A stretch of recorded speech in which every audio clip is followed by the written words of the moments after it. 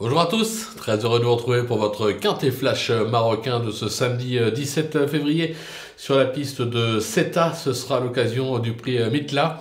Un handicap D pour 4 ans et plus, 1400 mètres à couvrir, 16 partants au départ, une course qui au papier me semble assez limpide. On a quelques bases qui logiquement devraient répondre au présent, c'est plus ouvert derrière mais avec quelques outsiders séduisants.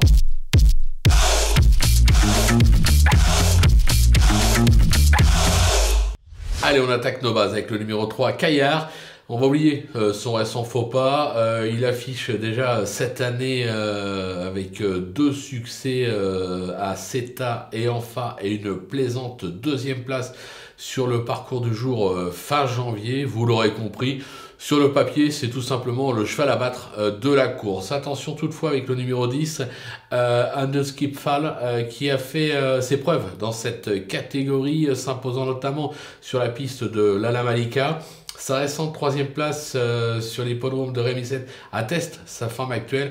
Un conseil, ne la sous-estimez pas. Le numéro 11, Nostalgique, elle cherche sa course depuis le début de l'année avec 2 deuxièmes places sur cette piste et une récente 4e place sur l'hippodrome de Rémy-7. Elle est bien engagée, je pense qu'elle est tout à fait capable de conclure sur le podium. Du côté des opposants, on va se méfier avec le numéro 5, Hazard.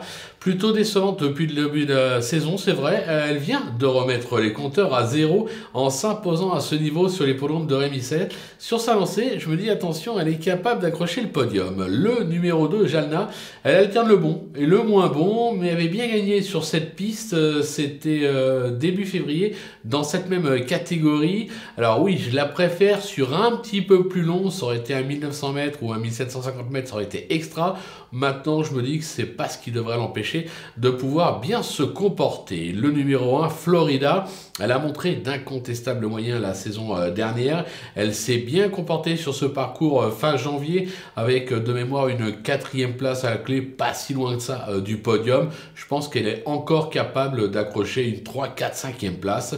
Et enfin, le numéro 12, Shamrock, même s'il reste décevant depuis le début de l'année, il a montré à l'occasion d'un succès sur la piste d'Enfa à la mi-décembre qu'il était capable de surprendre, surtout qu'il aura comme atout d'être associé à un certain Abderrahim Fadoul, autant dire qu'il faudra s'en méfier. Le coup de poker, ce sera le numéro 13, Bush Baby. Décevant plutôt en débutant. Il a couru en gros progrès lors de sa sortie suivante en se classant 2e d'une course D sur la piste de l'Ala Malika. Alors oui, il effectue une grosse rentrée, mais avec du travail derrière lui, bien évidemment.